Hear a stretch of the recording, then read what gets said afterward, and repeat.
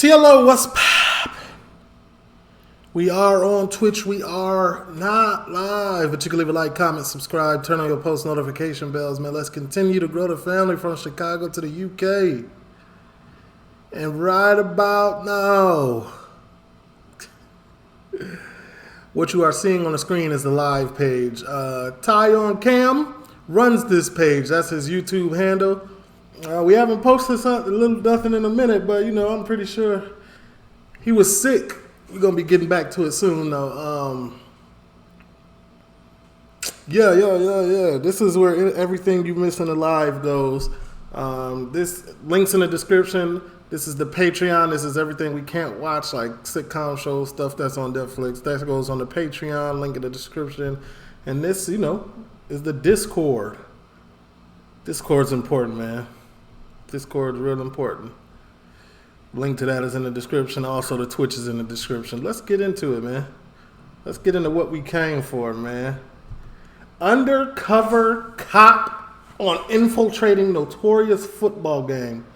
Extraordinary Lives podcast. This is a Lad Bible production. I didn't even know they did podcasts over there. I'm with it. Let's get into it, man. I'm already subbed up. Shout out to the first responders, man, for hitting that like button all the time, man. Without y'all, these videos would, you know, I need you. I'm putting my blood, sweat, and tears into these ads. No, you're not. This one guy came to me. What?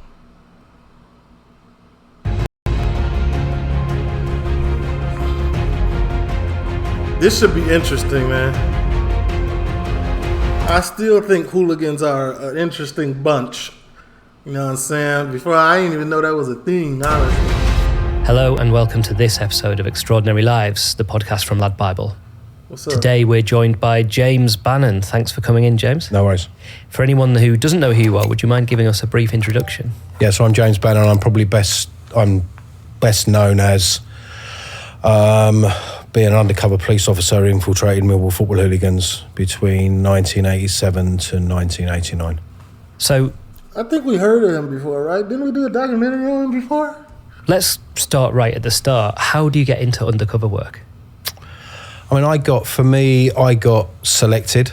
I'd been quite lucky. I got mentored really young as a young police officer by a really good sergeant. What sort of age is this? So I was 18, I was 19. Wow. So I just come out of training school. He saw something in me. Within sort of 6 weeks, I was on the area car, which is the big fast car that drives around in plain clothes as an observer, jumping out and doing various bits and pieces. And then within 18 months, I was in plain clothes working on a crime squad and got special dispensation to do that. What does that mean, specialist? Well, normally probationary police officers aren't allowed to work in plain clothes for a select period of time, or certainly for a long time. So I was working full-time in plain clothes at 18 months on a crime squad. Wow, so he really did? He did. Something. Yeah, he did. That could have went real wrong. You know how y'all ever seen Too Deep? There's a movie called Too Deep where he goes undercover, but he gets too deep into undercover and he forgets where the line is, and he ends up going on the other side. Like, that's a dangerous move, man. That was. I just think he saw something in me, and he took that and harnessed it. And At that age, I mean. Yeah, I got elevated and was working on an estate within a year, living in a squat. But at that age, is that the usual age? That No. people, yeah. No, it's really unusual. Yeah, no, it is. But it was, if you think about it, it's quite a shrewd move, really. It's because you wouldn't expect somebody at 19, 20 years old to be doing that. Sure. So actually it played to our advantage a little bit. When you look back now and you say he saw... And I was about to say, I think that's the main reason, because of the age. Like, you very unsuspecting. Saw something in you. What do you think that was? Like, what ability do you think he saw? I think he just could see that I was pretty arrogant and pretty confident. Right. I knew my stuff. And with an arrogance and confidence comes, a bit of bravery and stuff. And I think there is that the front of your head's not really sort of developed at that age properly. And, you do under the age of like 25 tend to do all the crazy loony stuff because your head's not quite understanding that actually this could go seriously wrong. And I think there was a bit of that going on too. That makes sense. So you get put in a squat. At that point, are you called an undercover officer? No, I was just called a plainclothes officer then. I was living in that squat. I lived in that squat for... A squat, like literally, like a band, like squatters. What does that mean? Like, what did that mean? Y'all tell me. Yeah. For 3 months. And when you say you lived in it, as in like you 24/7? No. Right. No. So I'd start at 8 o'clock and finish at sort of 6 or 7 and go home. So it was a bit weird, but it worked. I mean, we were dealing with situations on an estate at that time. There was some big problems. So it was mainly stolen. So we were buying lots of stolen gear back. So at that point, was it kind of drugs? Is that what you were? There was not so much, but there were some drugs, but it was mainly stolen property at that point. Okay. At that time, so we were dealing with fencing, sort of ultimately. Okay, understood. I mean, that sounds frightening, and the thought of doing it as a 19-year-old sounds even more frightening. I'm gonna keep it a buck with you. That do not sound frightening. Anybody else? What was that like? It wasn't that scary. Now, something you felt, or no? It's just a job, and for me, and it was, and it's like everything. It was just layers and layers and layers. So it becomes, you just become immune to it. You have your tricks and you know the way that you're going to get out of stuff, and as a result of that, it then rolled on and then moved on to working in a fully covert environment at 21.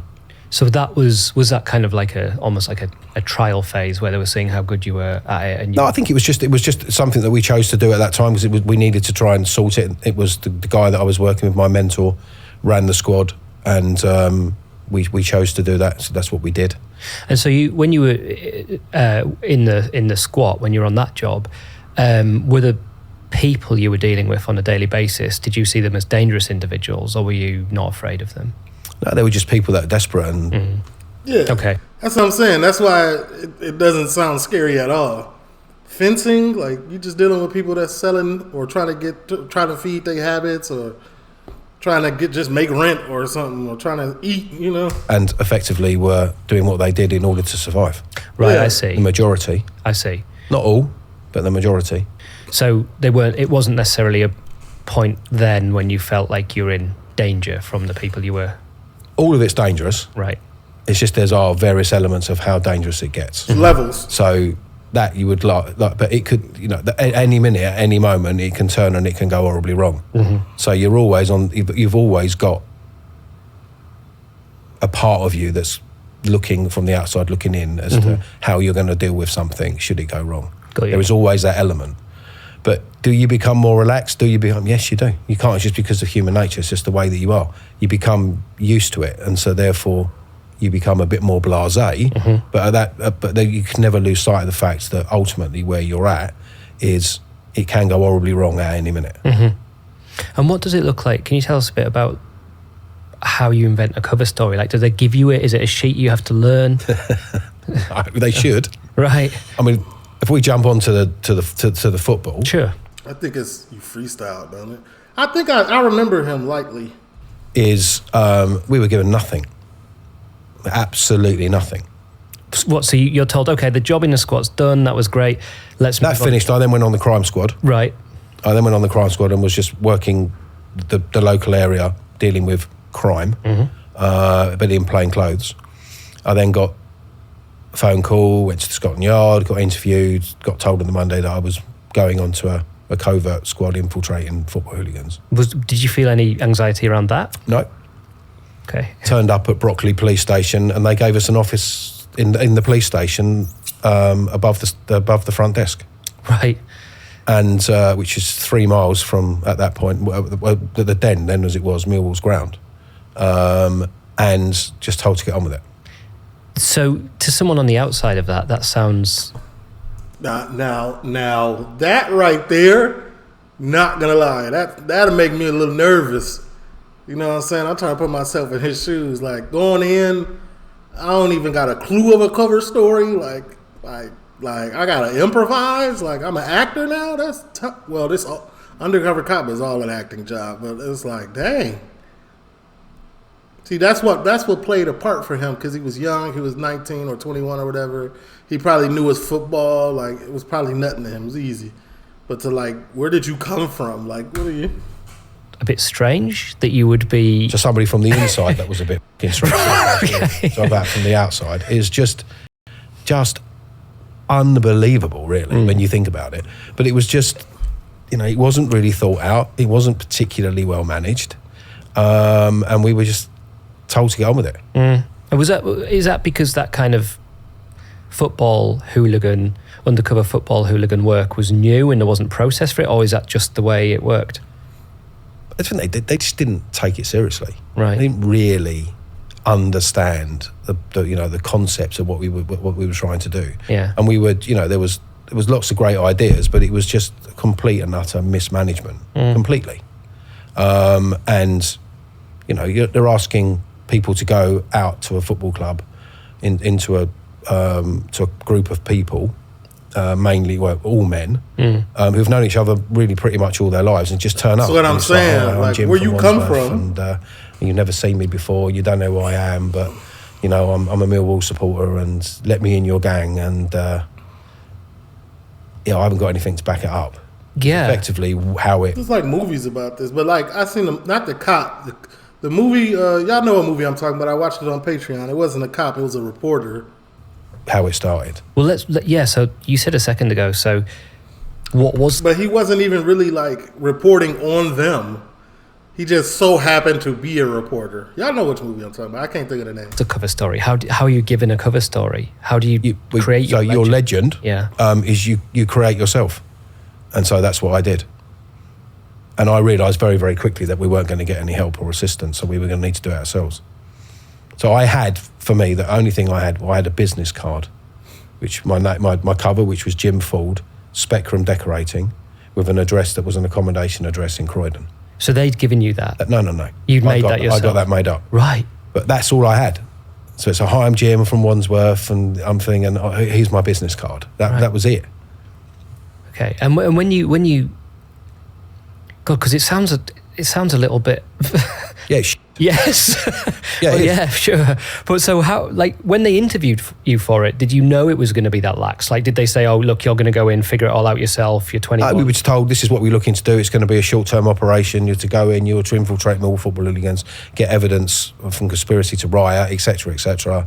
And then we'll arrest all the nasty people at the end of it, and you'll go to court, and they'll all go to prison. Right. And why was Millwall targeted? Was every football club targeted? There were a number, yeah. Right. There were a number of clubs. And were nationwide. And it was a political move. Right. Can you tell us a bit more about that? Well, because it's because of it's Margaret Thatcher. Mm-hmm.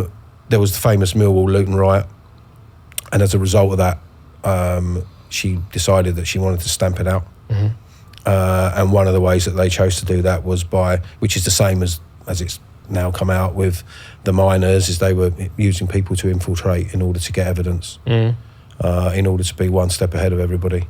And so the political decision is that they would use covert police officers in order to gain the evidence, in order to arrest people. Were you aware of which of the clubs were being targeted? We were aware, yeah, we were. Yeah. So do you know? Yeah, so Man City, Leeds, Arsenal, Chelsea, West Ham. Okay, interesting. And were they the ones that were seen as the particularly problematic ones, or do you think it was random? No. It were the ones that were considered to be problematic. Okay. And those that had that reputation. Okay. And that hooligan element. Right. Okay. So were you a football fan at that time? Were you aware of? Really? Not really. So again, that seems surprising to me because I knew it. I'd policed it, right. early on. And I'd been when I was a kid to Cholton with my dad and my granddad. But it wasn't really, it wasn't something that attracted me. I'd been and watched it, and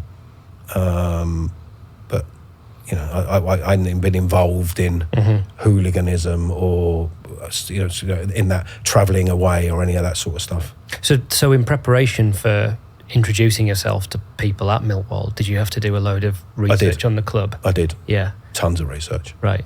And sadly, the guy I worked with did none. Oh God. Right. Now that right there, That's like going into so y'all got school, right? Y'all in high school, y'all got projects, but y'all got to do group projects, and you do all the work, and somebody come in and don't do nothing, but get the same grade as you. This how this feel right now. Like, you got me bent. This is too dang. Like, you better come prepared. You were aware of that as you went into the situation? Yeah, the first night was the biggest disaster in the history of the world. Okay, let's go on to that. So we went out the first night, went into a Millwall pub, no cover. He had this really frustrating ability to stare at people, and it's not a great thing in a pub, particularly in one that you've never been in before. Mm-hmm. And he started staring at someone, and I went to the toilet and came back, and he was surrounded, and oh God! They started questioning us, and he came out with and this is absolutely 100% true, is we came out with a line that he thought that John Fashanu was white. How'd you come back from that? You don't. That's what I'm about to say. Like, you can't. We got absolutely smashed. What, beaten up? Did you? Properly, yeah. First night out. Oh my God. Yeah, what do you expect? You're undercover as a football hooligan. This is what they do. God. He thinks that John Fashanu is white, and we get the absolute granny kicked out of us. Yeah. God. So at that point, how come the whole operation isn't? Well, then he realised that he needed to do some fucking work. Yeah, but how would you possibly get back in with the club if they're loaded? Because he was so stupid, right? And he was such a stupid thing to say and do that he got away with it. Yeah, I can see that, because you wouldn't think it actually, and perversely, actually really helped. Right. Yes, you would not think that anyone was trying to integrate with a football club would say that. No. So, yes, I can see that. He just was not on his game. He got better. Okay, so you go out the first. Yeah, that's not something you can just come in and play with and not have no type of, you know what I'm saying? Not have no type of study or syllabus or game plan coming into. Motherfuckers gonna know, and they're gonna beat the snot out of you. Clearly, tonight. Say that one of the most famous of the time black footballers is white, get beaten up, and then how does it progress from there? Next day, Leeds away. Okay. Get there early on the football special. That's stupid. Like, one of the most famous footballers at the time, you say he white when he black. Like, come on, man. No tan can get you this. Like, you feel me? Sure. And there's nothing special about a football special, I can assure you. Right.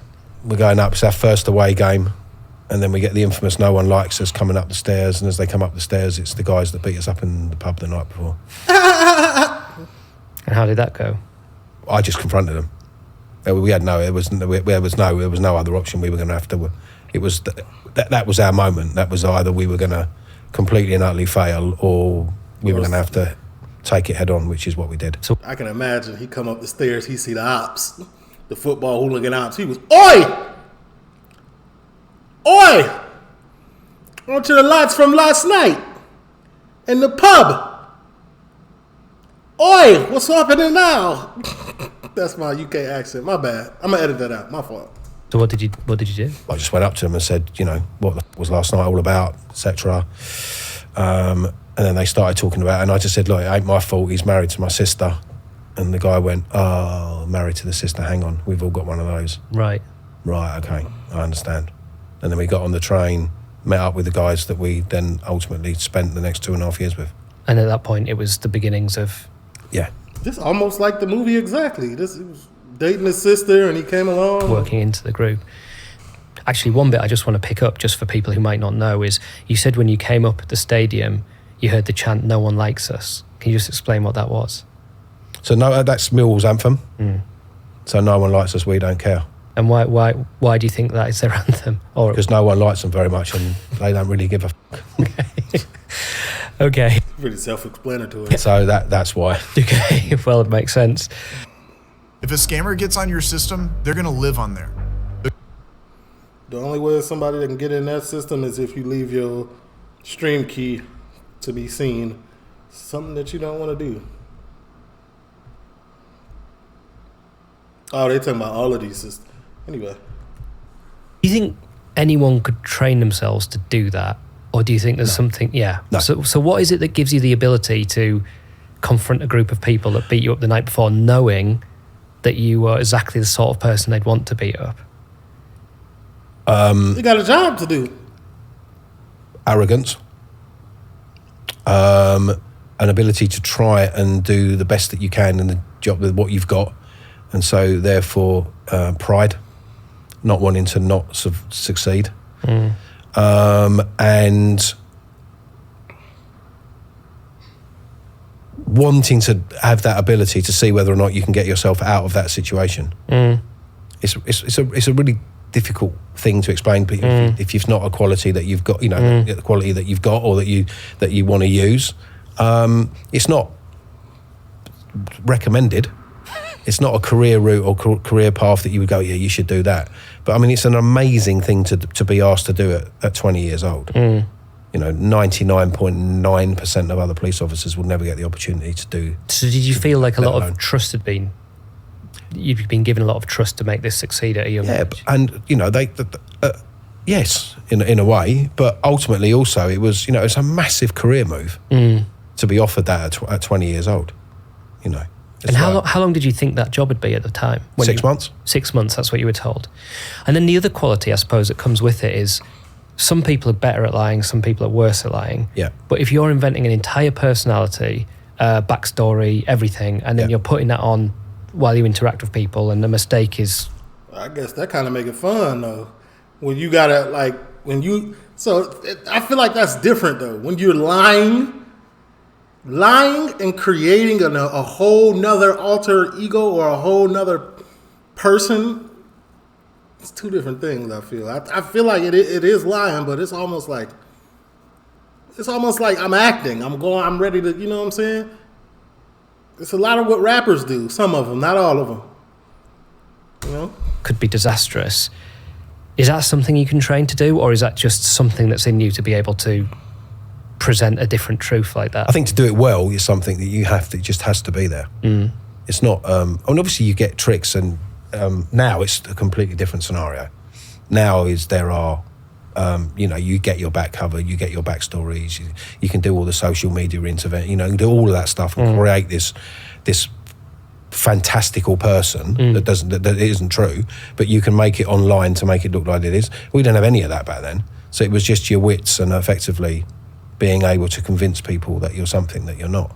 But I suppose that's interesting, isn't it? Because the social... Seemed better back then because social media probably make it harder.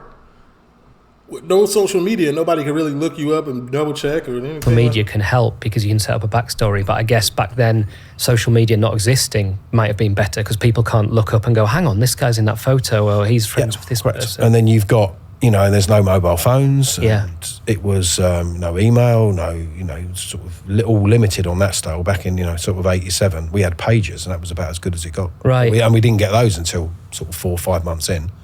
And was undercover work at that point a known thing? Like, would the hooligans that you were spending time with, would they have been suspicious of people? Yeah, because there'd been an operation previously. Right. And loads of people had just been arrested. We managed to slip in just as they'd been arrested.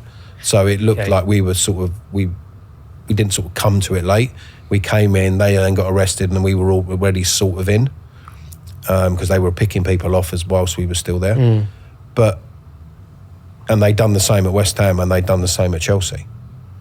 And what are you feeling about the people at this point? Like, in your head, are you just indifferent? Are you just like, this is a job? Are you thinking, you are scum, like, I'm going to take you out, it's better for society if you're in prison? Like, what's your feeling behind the scenes towards the people? So our job was to take nasty, horrible people who want to beat people up for the sake of it out of circulation and send. That seemed like all of the UK, though. Like, everybody out there be fighting for no reason. You know what I'm saying? Like the UK, as far as I know, like, y'all some fighters in general. To prison. The majority of the people that I came across were gypsies, hooligans, travelers, just regular day-to-day people, like y'all bound to fight at some point. Really nice guys. But there were an element that weren't very nice. And so the way I looked at it was, I'm going to make sure that the really nasty, horrible people get their comeuppance and get put away for what they're doing. The sad thing about that is there will be other people on the fringes that get dragged into that, because that's just how it is. But the majority of the people that I infiltrated or I worked with, or in relation to or against, how you want to look at it, were really nice guys, and I had a lot of time for them. They were just nice people. Was that hard a surprise? working? Not really. No. But there were an element of people that weren't very nice. It's just a bit like everything in life, isn't it? There's people you work with that most of them are all right, but there's the odd. And it's the same with school. You're at school, and it's like most of the people you're at school with are all right, but then there's there's a collection of knobs. So, and it's just a bit like, it was a bit like that. A microcosm of any other part of society. Correct. And so what you do is you then just make sure that you focus your time, but sadly you then have to focus your time on the people that aren't very nice. You don't really want to spend time with, but have to, because you have to gain the evidence. And was any of that did you start to, I mean, we might get onto it. Here's my question, like, what if you come across one of these people that aren't really nice? Then you start developing, doing your, cop work, making a file for them, doing whatever you got to do about them. And then I changed toothpastes, and I ain't gonna lie to you, this toothpaste is fire. It's actually working. Like, what if you just start developing a rapport and doing the paperwork and getting it ready? Like, no, this is a nasty. And then all of a sudden you have a sit down with him and really get to know his backstory and be like, dang, it's like a product of his environment. Like, what if you start like feeling like dang, it ain't even his fault, kinda, but it's always their fault. But it's like, you know what I'm saying? What if you like get like to know him and like you get to like, man, like what happens in that situation? But later, did you start to feel any guilt around that with the people that you thought were nice, or was it still just, this is a job? It's a job. Yeah. And I know it's bizarre, but that's the only way you can deal with stuff like that. It was my job. My job was to be as convincing as I could be, get as much evidence as I could.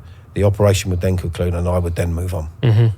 So how do you then move from the periods where you're kind of like trying to introduce yourself to different groups of people and get involved? How do you get further integrated into that group, and how do you sort of make your way into the inner circle?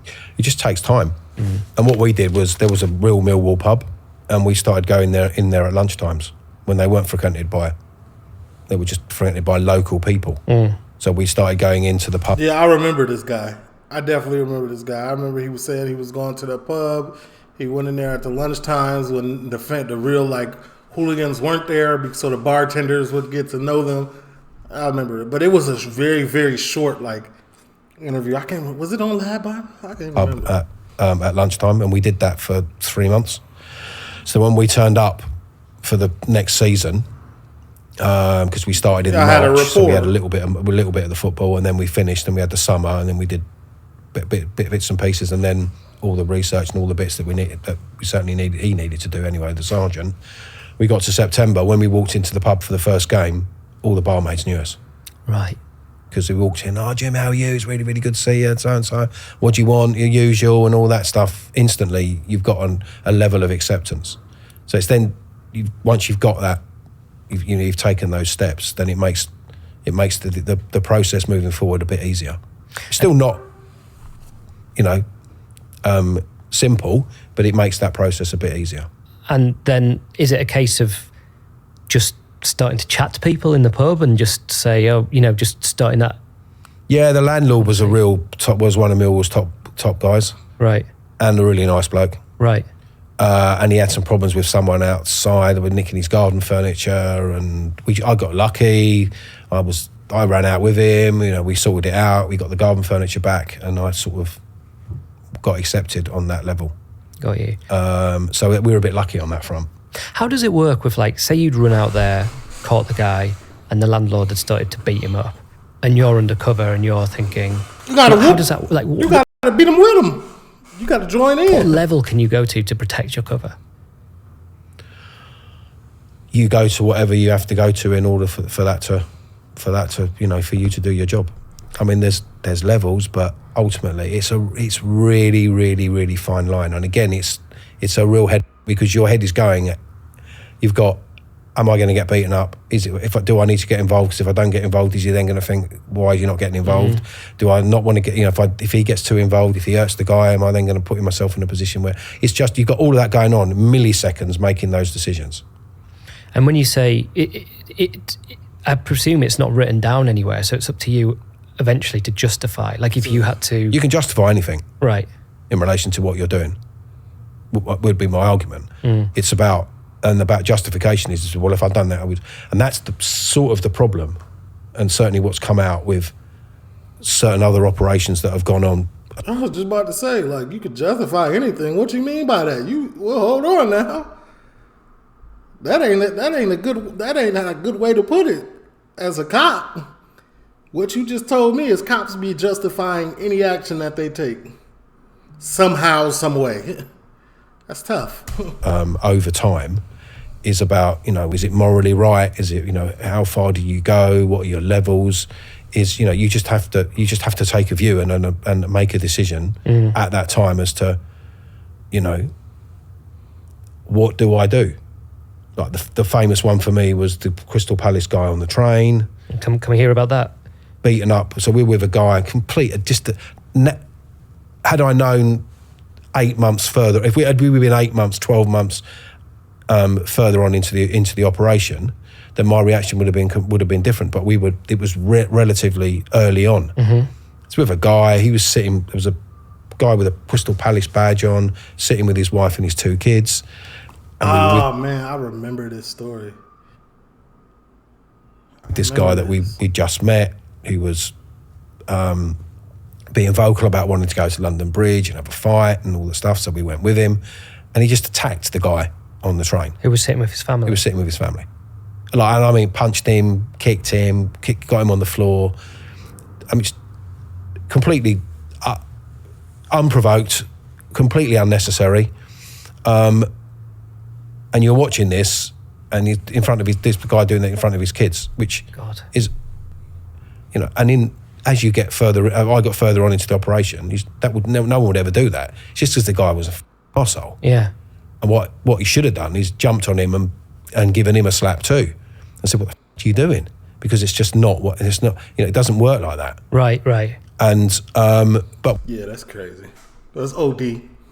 Like at that point, you just real angry. Something going on inside you mentally. We were early on, and so right. So if you'd known how it worked, it would have been. If I'd been further on in, right. and I'd have had more, I knew more about what I was doing, but I was more confident and I was more aware, and I was with. Then that situation would have been dealt with completely differently. So what? So the guy wearing the Crystal Palace jumper with his kids, he got beaten up.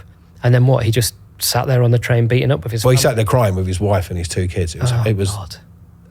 Horrendous. Of all of the things in the whole of the operation, it was the worst day. Yeah. Because you feel so useless. And so I just jumped up and started singing No One Likes Us and it worked. And he stopped. To join in singing with you? And it's the look from the kids and the wife and, this poor man having just minding his own business, going to London with his kids. He's just been brutally attacked by this guy. And no one called the police or stopped the train? Was this the movie that I'm listening? Like, I can't remember. Y'all gonna tell me where I heard this before, but I don't think did I watch an interview with him before, or was this in the movie? But no one does, mate. Yeah. And no one could call the police. It wasn't a time with mobile phones, or no one would record it and then put it on. And this is anyone know this guy? It wasn't about any of that. Yeah. So all we could hope was that he would report it. We knew who he was, so we have a crime, and then over time he would then be arrested for it. The guy never reported it.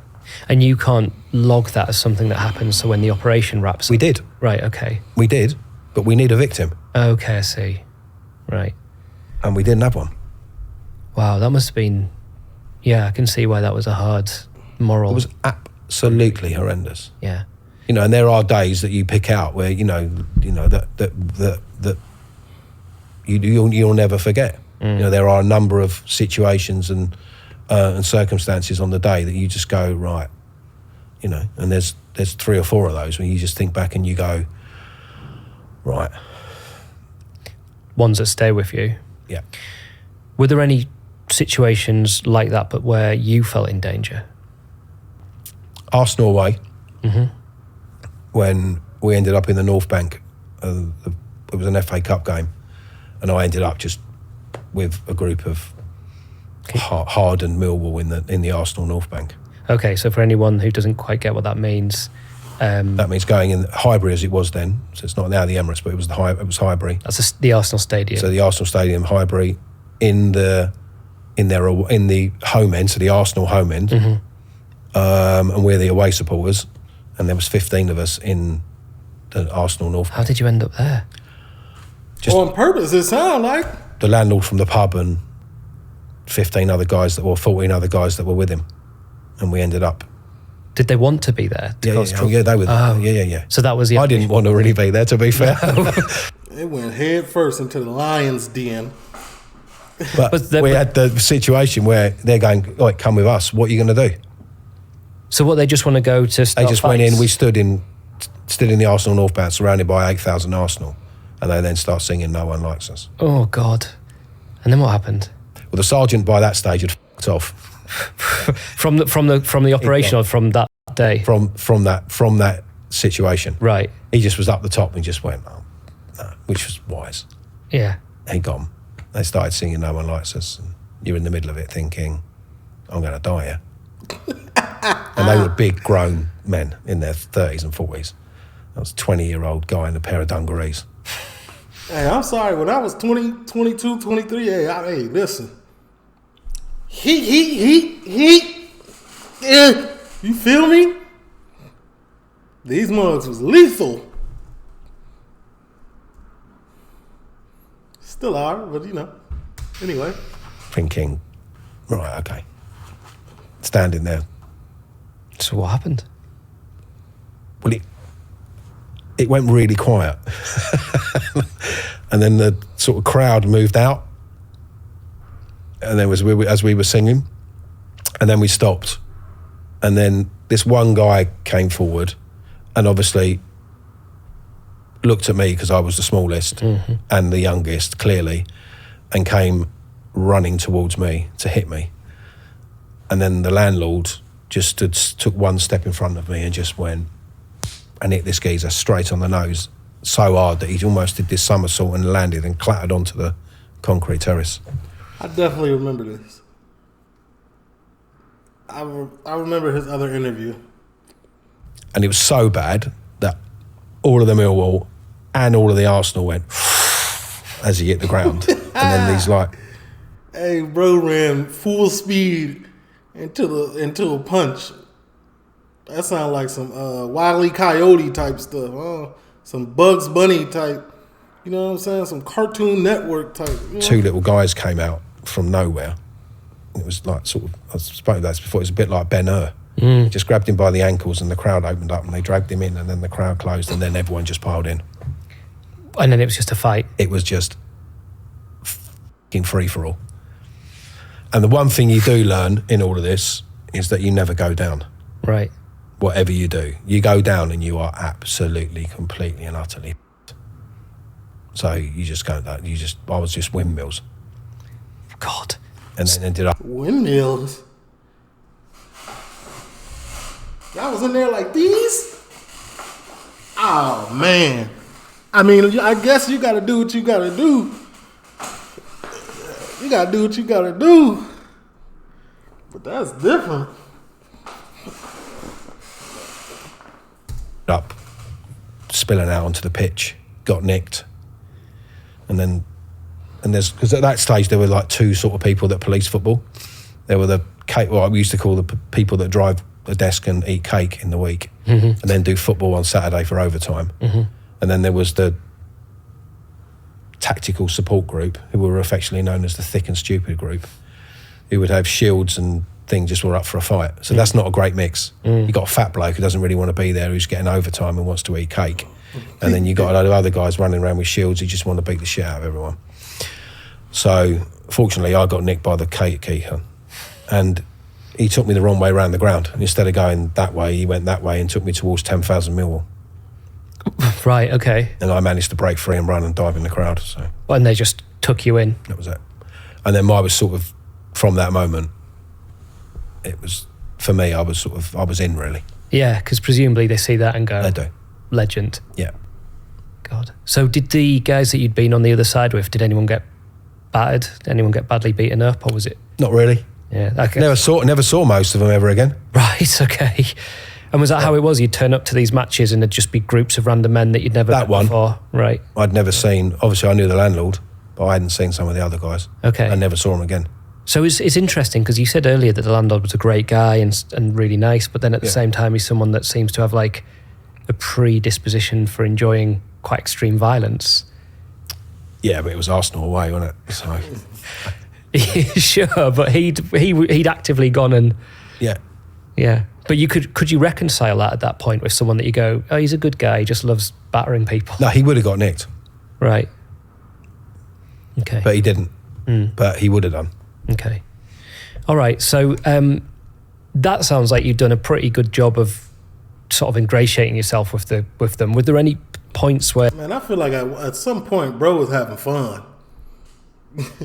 He was having the time of his life, low key. This is at the end of the day, it is a job. But on this job, there were moments where you was having the time of your life. I didn't turn that on. where you came close to getting exposed? Yep. My day after trying.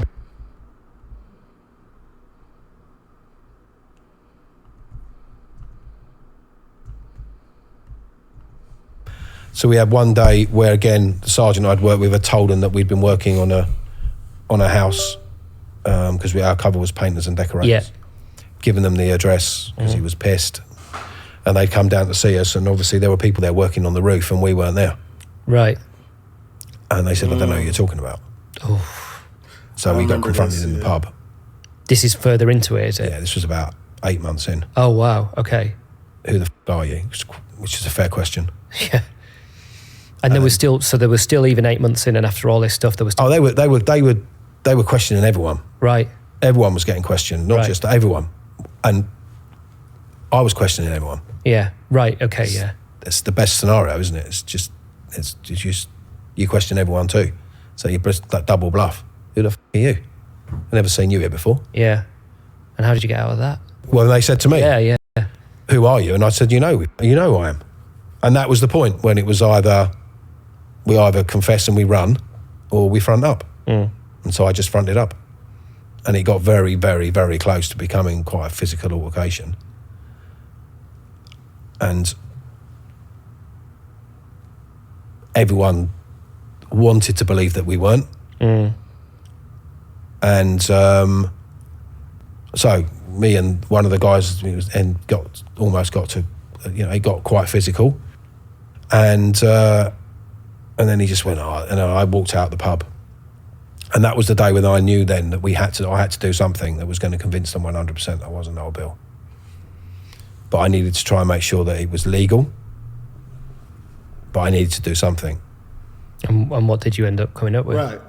We went to another pub and they started playing. There was this computer goal. There was a game called Dave Lee Travis's Pot Black thing, right? Okay. Play this thing, right? Where you'd answer a red ball question, and it was one question, it was really easy, and then you'd pick either a different colour of the snooker. So the easiest question was yellow, the hardest question was black. Yeah. So they Never heard of it, but okay, I get it. started playing the game for drinks, and I just got up for my question, looked at it, didn't answer it, I'll get the beers, went away, got the drinks, came back. And I could see everyone looking at me thinking, what's he doing? And then it came to me again, and it's no word of a lie, the question was, who won the World Cup in 1966? So I'm looking at it, they're all screaming at me, answer it, Jim, answer it. And then I just grabbed the sergeant by the throat, who had no idea what I was doing. And I was just, I can't, he said, why have you told him, why have you told him, why, you've told him. And he's like, well, I don't know what you're going on about. And he didn't have a clue what I was going on about. I don't have a clue. And I just went, it's not my fault I can't read or write. Oh. Hey, play stupid. At the end of the day, play stupid. I get it. And he went, I haven't told him, then went outside. 10 minutes or 5 minutes later, they all come out and said, oh, no, we didn't know, honestly, so sorry. So, we didn't know about it. I'm really sorry we didn't put you in that position. Hey, that's smart, low key. Hey, they never think like, oh man, old Bill, you got to be able to read and write if you old Bill. This mother illiterate. I ain't gonna lie. That would have never came across my mind right there. He went to the extreme. And then I'm waiting for for it to drop when they suddenly go, and it did. And one of them just turned around and went, "Hell, look, my God, you accusing him of being old Bill, and he can't even read or write."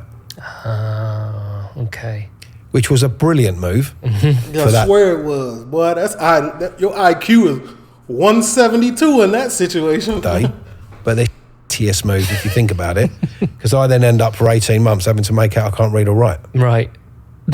Yeah, that's true. So, which is a lot harder than it sounds. No. I mean, it's because even stuff like going in, like when you're reading train things, or you're going on a train or whatever, and you're saying like, what does a ticket say? You have to, and they all take the piss. So it's like you're driving, and they go, come off here, and it's the wrong turn off.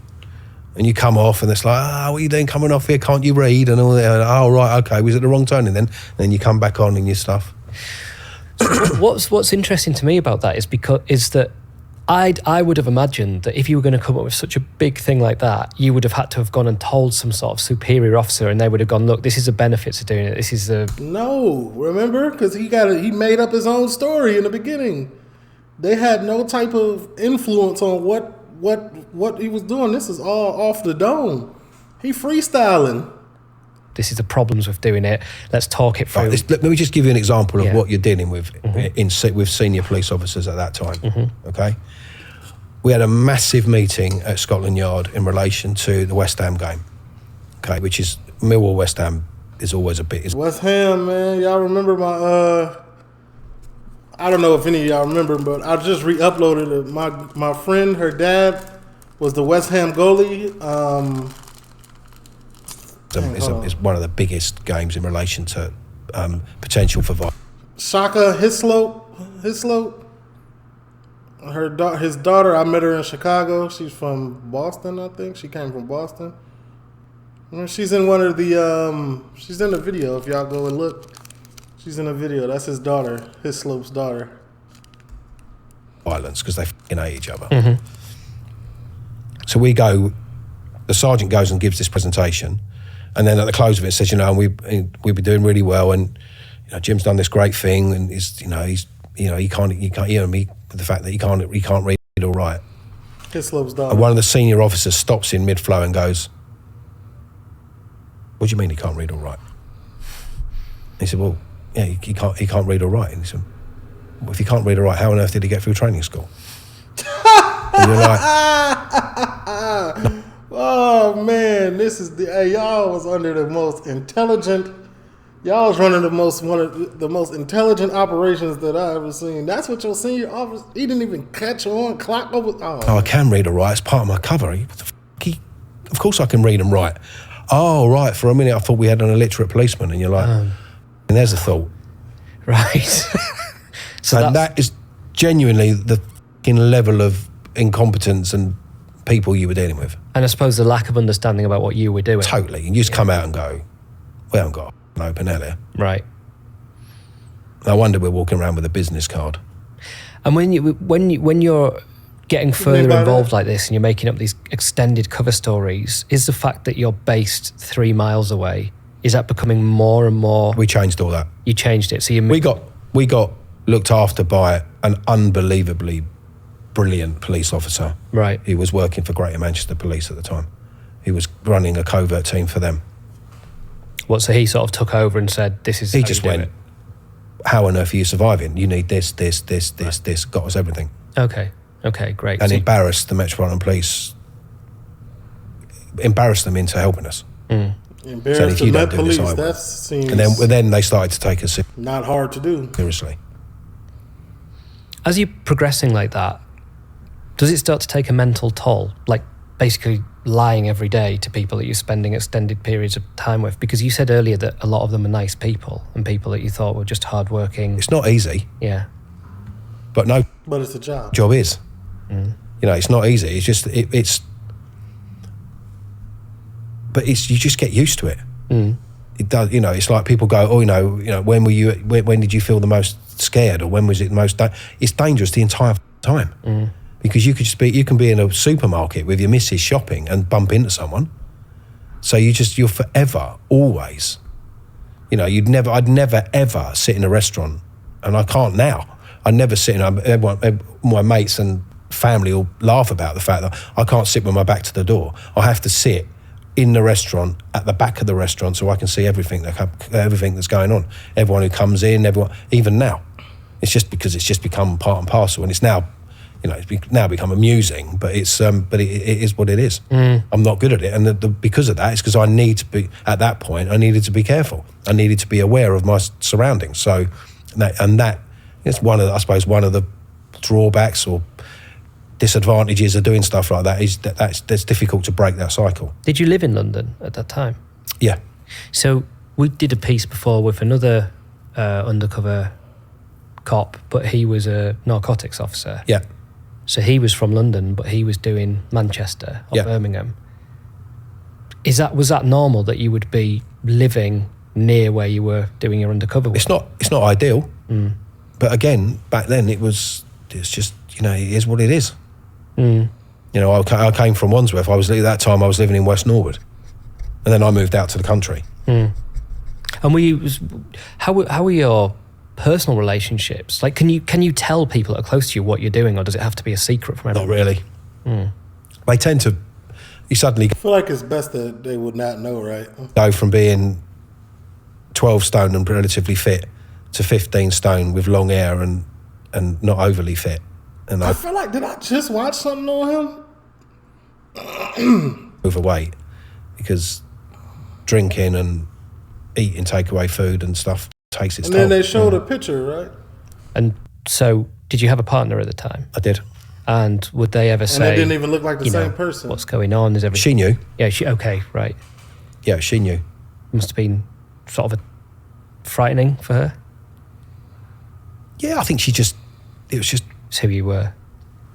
Yeah. it was just, you know, I tried not to bring it home. It's difficult, but Yeah. I tried not to. Yeah.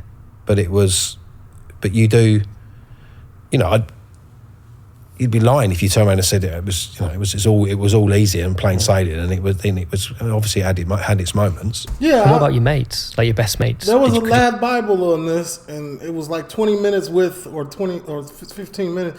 This one is much more detailed, though. you tell them, or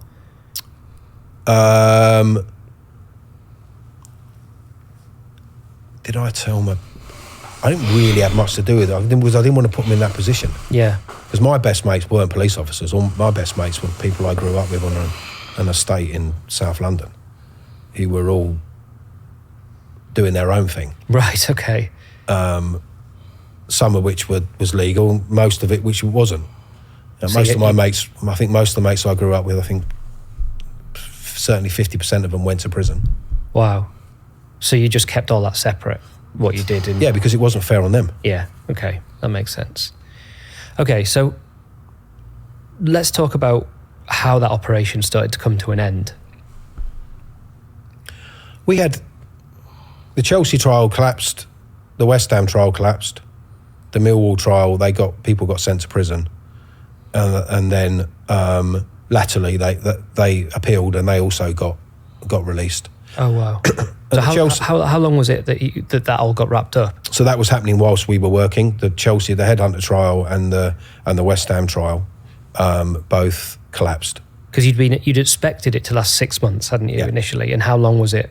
So we were 2 years. We were 2.5 years. The operation lasted. Wow. So we were just over 2 years in when it all started to go wrong. Okay, for the previous trials. Yeah, and the Chelsea trial and the West Ham trial collapsed quite rightly because the police officers lied. They made it up because they hadn't managed to do their job, so they made it up. Oh no! And they got found out. You know, they've got people at being involved in disturbances and fights and stuff have got video footage of them at a wedding. You know, so they couldn't have been at the football because there's a video of them. You then put into question all of the other evidence, and it then started to just unravel, and it just fell apart. And so both those trials collapsed, and then it started to become about not losing face. And again, it was from what we understand, a political decision where they just went, they need to stop. So they didn't even bring it to trial. But so what happened to the body? We got of a phone evidence? call, mate. We were sitting in the office. Yeah. We were going on an away match on the Saturday. We got a phone call on the Tuesday saying to the sergeant, and he answered the phone. He went, right, okay, well, right, fine, I'll let everyone know. Put the phone down, he went, we're done, we're finished. Operation's concluded. After 2.5 years. Hey, gee, I would have been so heated. What you mean we done? Hold on, what you mean? I'm in this 20 stones, long hair. I'm one of them. I gave up 2.5 years of my life, and what you mean is concluded? Ain't nobody going down? I would have been heated, Jill. I ain't even gonna hold you. Yeah. I mean, how did that feel? Pretty I bet it did. Like Wasting your disappointed, time. angry, sad? What was the? all of those. All of Yeah. them, yeah. I mean, at the time, I remember at the time that my main annoyance was the fact that Millwall were actually in the first division and doing quite well, and we weren't going to go and get to watch much of any more of the games that season. That was one of my first reactions. Yeah, and then they decided that no one was going to be arrested. Oh, they weren't even going to try and act on any of the. It was just I mean, hey, it's a W for the hooligans, but like, dang. concluded overnight, done. But how could they justify that? The money that has gone on the whole operation. Ask them. Just like he said earlier, when you're a cop, anything is justifiable. So no explanation, just it's over. We're not arresting Done. anyone. Get out. You're not to go back to Millwall. You're not going back to Millwall. You're to have 2 weeks off, and then for me, you're to go back to Orpington and drive a Panda car. Okay, hang on. So 2.5 years of your life has gone into this, and Yeah. they just say you don't go back ever again, Yeah, and you're going back just to a regular. to Orpington to drive a Panda car. To anyone who doesn't know what that is, a Panda car is a police car in the UK. But so how do you like? So was that it, or did you extract yourself somehow? Did you make up a cover story for leaving? Did you say like? It would make sense, wouldn't it? That was it. It's done. So you just never went back? No. That was it. Did that not feel like, in a weird way, at that point, like a big part of your life had just been lost? Like the people you were seeing every day. What it did is it made me realise at that point that I need to be in control of my own destiny, and that I need to put myself in a position where no one is ever going to make a decision about what I'm doing that I cannot be in control of. That's what that did. Where I went, right, learn from this. I'm 23 years old.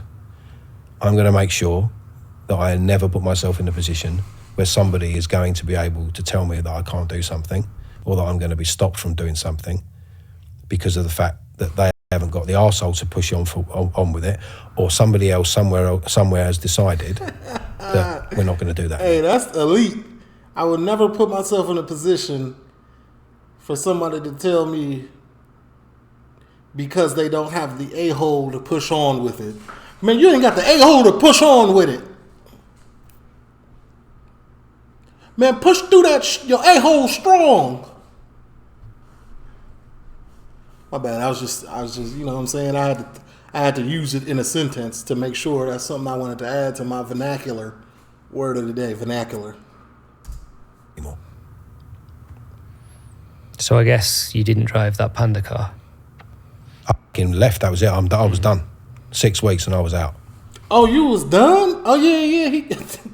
Which was, out of all of the decisions about working undercover and doing all the bits and pieces, was the bravest decision of the lot for me, because it's all I'd known since I was 18 and a half. I got to what I considered to be an elite officer doing stuff that the majority of other people will never get to do. No cap, man. In life generally, you can't go backwards. So, like, I understand, like, he felt like he was at the top. Like, I'm at the top of my profession. Like, I ain't finna go backwards. No, I'm undercover, 20 stones, long hair. You know what I'm saying? Like, I'm out here. You either gonna put me back into something like this, or I'm not getting in no regular Panda car. I get it. For it all to be concluded on a phone call.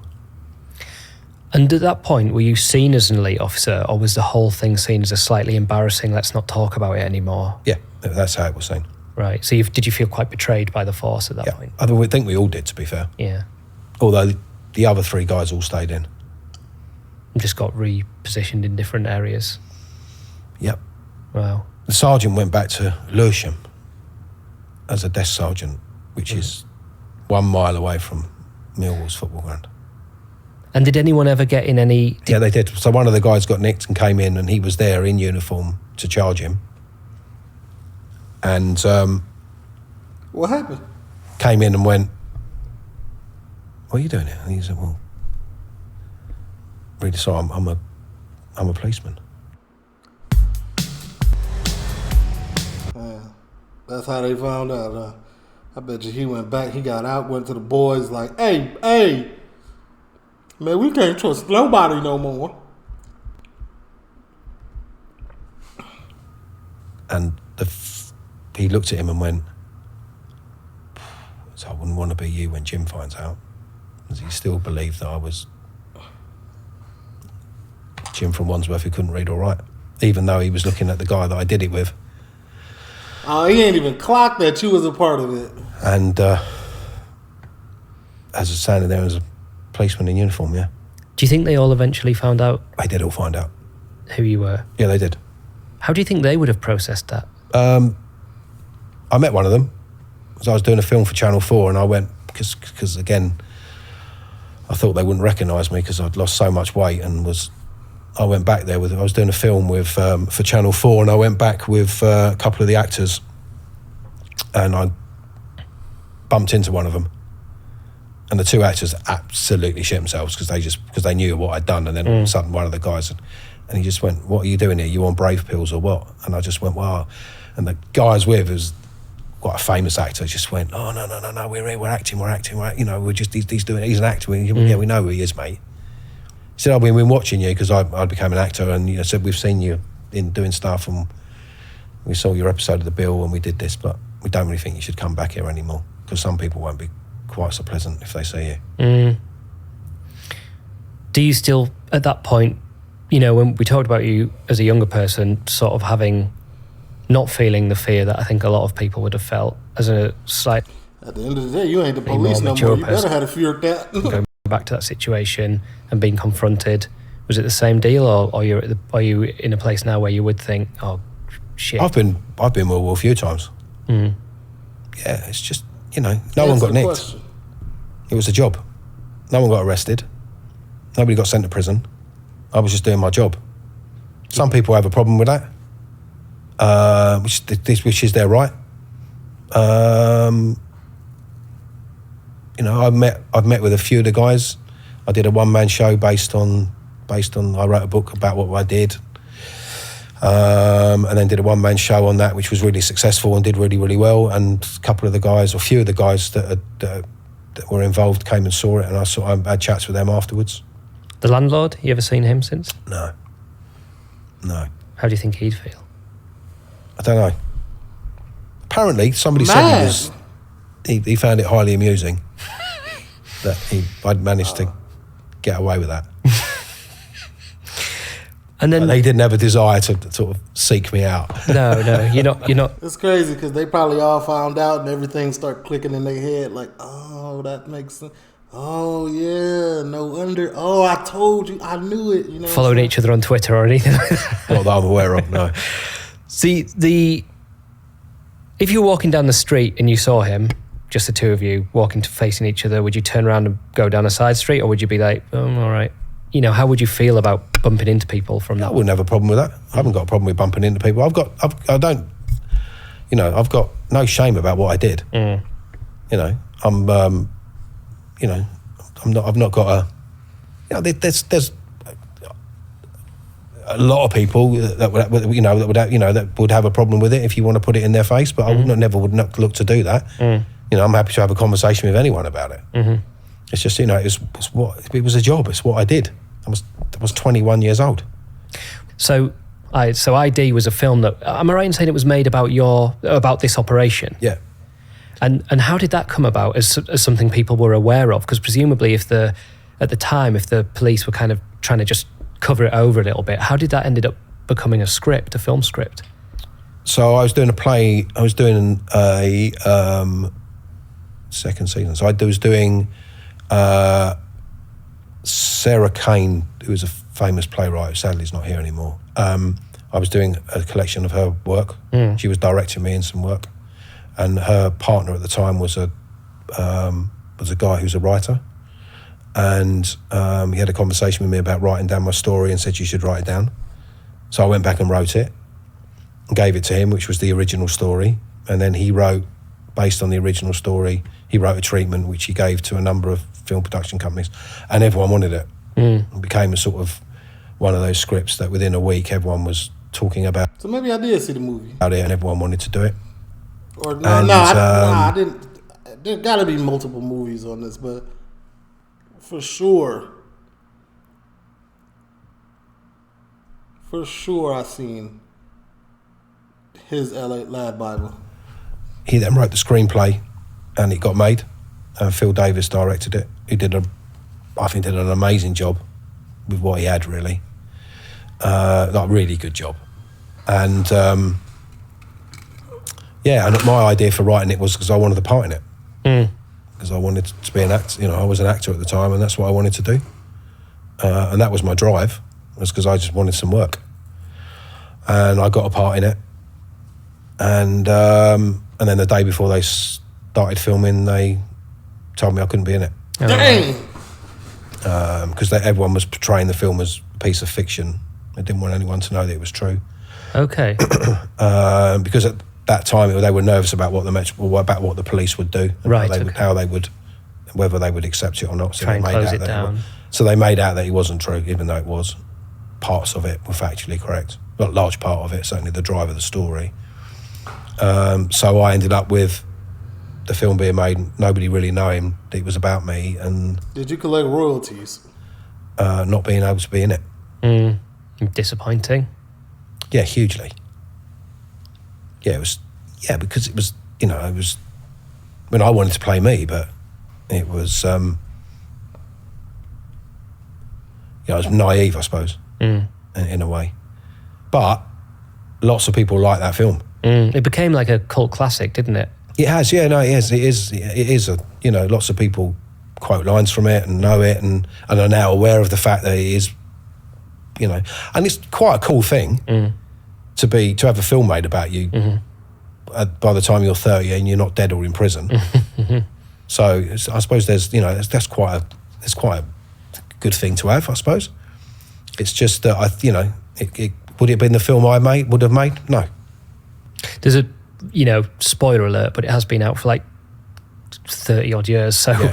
I don't think it's too bad to give a spoiler. But the end of the film sees the main character basically losing his mind, essentially, doesn't it? Like you can't. It's sort of ambiguous at the end whether he knows he's undercover still or if he's completely lost his mind and gone into that side of it and become a football hooligan, and now that's what his identity is. Talking to you now, you seem like someone who's got like a very strong sense of yourself. And so it doesn't seem like something that would have happened to you. But do you think people in that position could have been affected in that kind of... My bad, man. I ain't got no Q-tips, man. It is what it is. I'm going to edit that out. Away.